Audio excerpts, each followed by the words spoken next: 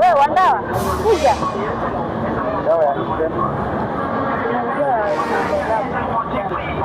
akaitoe dawa. Oya, si dawa ndio hii. Dawa si ndio hii. Si ya nguvu kwa kitanda, unasikia analalamika. Hiyo sasa inakuhusu nini wewe kwa nguvu ya kitanda? Sasa unasikia analalamika.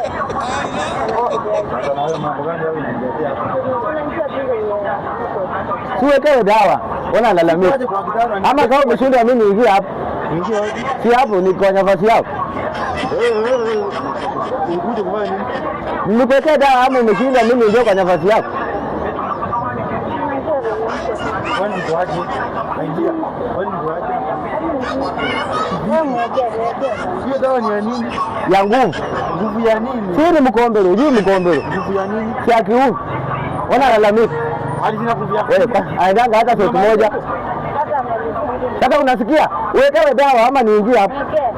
Eti zangu nini? Wewe uletewa dawa? mwekee. Wewe tuhudhurie kwanza. Si wote niingie kwa nafasi sasa tukubali. Mwekee. Ni azikwe. Sio zifanyangi nini? Na ujikaze. Next time ndaingia hapo. Wewe dawa ni ya kiume. Hii ni ya nguvu. Mkunyishe kwanza.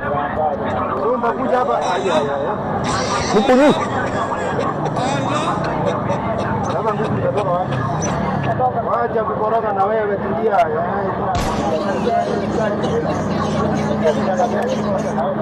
Hapa ikae sikao.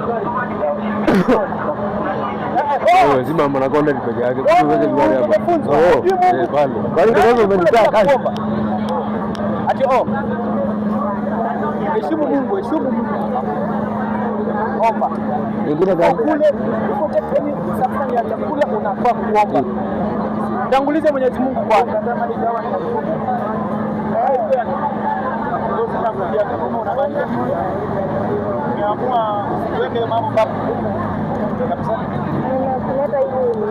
Wacha nikuombee, maana naona nyuma hii tena nikunyoroshe vizuri. Wacha nyoroshe vizuri. Na mbona usai wewe?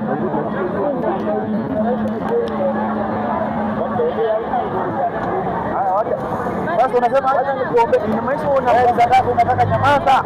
Kama niongee. Unajua wajao. Nitakuombea mpaka nguvu zirudi. Utatumia hizo dawa. Umeelewa dawa?